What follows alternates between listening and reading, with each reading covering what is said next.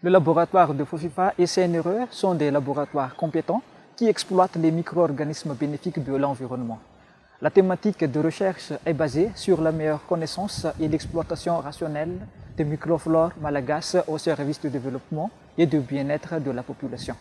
Dans cette vidéo, nous voulons montrer l'intérêt de l'exploitation biotechnologique des microflores rhizosphériques dans le domaine de l'agriculture.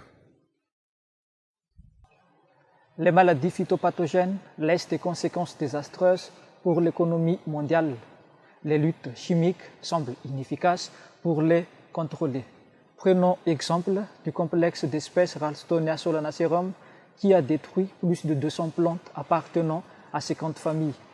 À Madagascar, à partir de l'année 2005, une épidémie non contrôlée causée par le complexe d'espèces Ralstonia solanacerum a détruit la culture de pommes de terre. La perte au champ est immense et les maigres récoltes sont inaptes à la conservation et à l'exploitation car ils pourrissent très rapidement. Les agriculteurs sont dans le désarroi total et abandonnent progressivement la culture de pommes de terre. Pour dynamiser la filière pommes de terre à Madagascar et pour apporter une solution durable et efficace, nous exploitons les micro-organismes antagonistes d'origine tellurique et nous développons un biofertilisant à base des micro-organismes antagonistes pour lutter contre les maladies phytopathogènes d'origine bactérienne ou fongique. Pour ce faire, les micro-organismes antagonistes ont été isolés sur le terrain de culture de pommes de terre à Antsirabe, puis des tests de criblage et des caractérisations des isolats bactériens ont été faites dans nos laboratoires.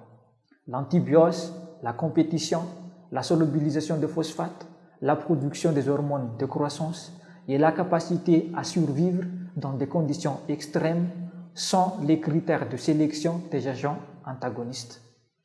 En utilisant des technologies innovantes, les isolats intéressants et qui ont une forte capacité à survivre dans des conditions extrêmes sont inoculés dans des supports biologiques, c'est le biofertilisant.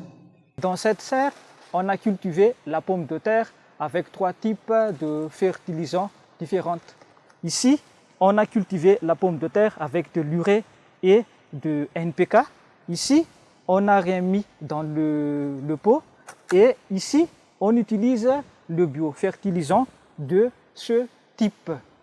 Après 23 jours de culture, vous voyez très bien la différence entre les différents types de traitement.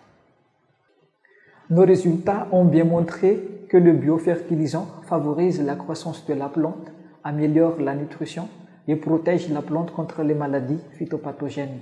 À l'avenir, nous voulons collaborer avec les entités comme les ministères de l'Agriculture et de l'Élevage, le ministère de l'Environnement et les associations paysannes pour que la population malgache puisse bénéficier de nos fruits de recherche.